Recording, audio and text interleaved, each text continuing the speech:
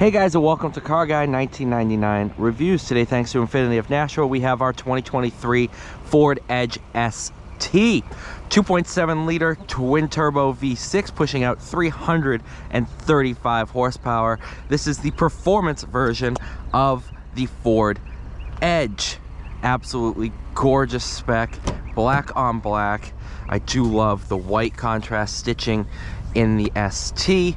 Obviously you do have the ST line trim level. This one is the full ST. Pretty darn cool ST here on the seats, Alcantara and leather lined. Obviously biggest change for the newer Edges is this screen. Do have ST on the steering wheel, Bang & Olufsen sound system. What I found is this screen is very, very responsive, kind of easy to use once you get used to it. Does take a minute to learn. That's actually really deep down there. But you do have some fun little games in here. You have a sketch pad, you have your owner's manual. You do have a game called Parking Lot, which I think is pretty cool. So this is the medium difficulty. I was kind of messing around, like, let me see if I can solve the medium difficulty. So let's see here. Move that back here, forward, move that back, there, slide you back, and then slide you back, there, 1, 2, 3, and out. Pretty darn cool. And you can obviously have a bunch of different hard, medium, easy. For kids, easy is different than the first time I did it, so I have no clue how to solve this one. But if it's easy, let's just give it a whirl real quick.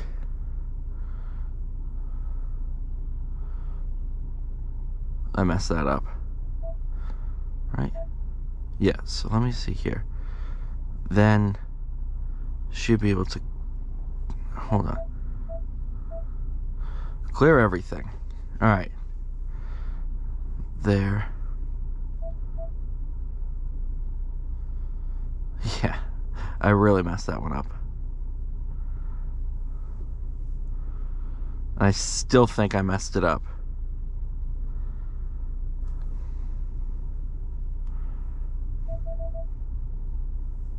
Whatever. It's a car review, not playing games. Apple CarPlay, Android Auto. Pretty darn cool. Backup camera. Into drive. Press here for sport. Let's go for a drive.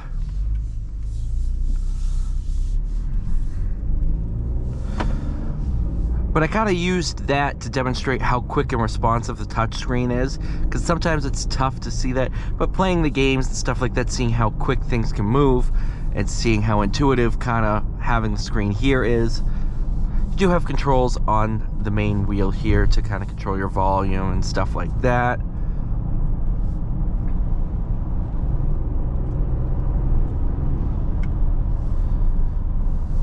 Coming from the previous owner of a Focus ST, I've always had a soft spot for the ST lineup. Now being that there's no Ford cars anymore, just the Mustang.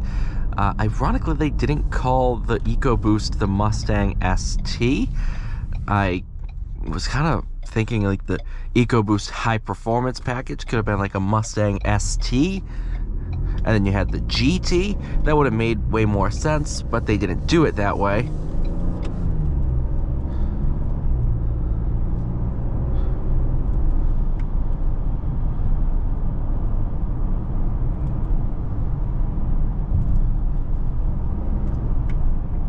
I do love the fact that all your touch points, these seats, the steering wheel, everything you're going to be using has really a great feel to it, especially for the sticker price of this one, which is around $48.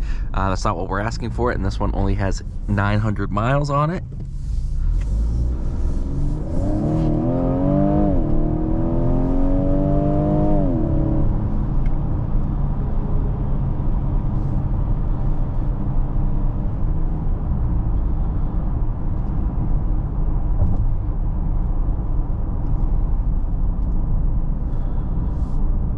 sport transmission mode. There is no dedicated sport mode. You just kind of press the S in the transmission. Transmission's actually really responsive. This is a typical torque converter auto. I want to say it's a 6-speed, but I'm not 100% sure, so I don't want to quote that. I should have looked it up before.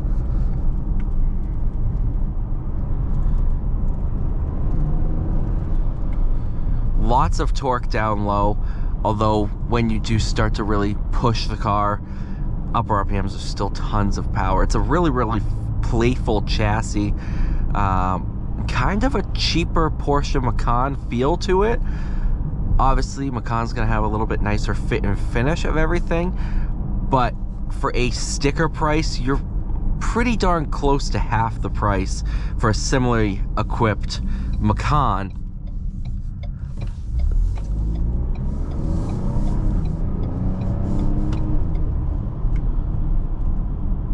What I can kind of see that Ford's going after is people who had a Focus ST or kind of had performance hatchback, stuff like that, just fun little Civic SIs, and then got a family, and they need something, they need a daily driver that's still fun to play around with, because it still has that kind of boy racer feel to it.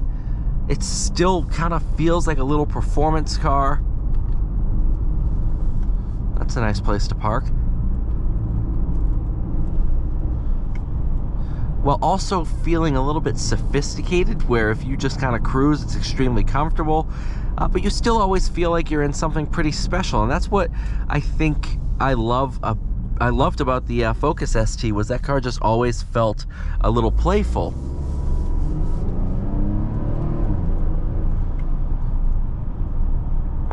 And this one has that similar feel to it. It feels like, you know, the more you kind of play with it, it loves it. It kind of wants to keep going. In terms of steering feel, it's actually really, really good. I can feel kind of what the front wheels are doing. It's not a Boxster GTS like my car, but I can kind of feel what's going on. Throttle response is good. Transmission tuning is pretty darn good. Brake feel is great, and I know you could get optional performance tire and brake package on these. I don't think this one has it, but all in all, it's just kind of a great package. This does feel like an afterthought, I have to say. I don't like how the screen is set like this. It's just kind of weird. I have gotten used to the layout, but it just doesn't seem as intuitive as I thought it would. It's just one of those things that I kind of liked the previous one better. However, this also freshened it up enough where it kind of made me feel like there's a bit of a change. I don't know, it's one of those things where I think I'd get used to it, but it's just kind of weirdly looks like somebody glued an iPad to the dash. I'm not a big fan of that. I wasn't a fan of it in Mercedes and Audi, but thank you guys so much for watching. Please like, share, subscribe. I'll see you all in the next one.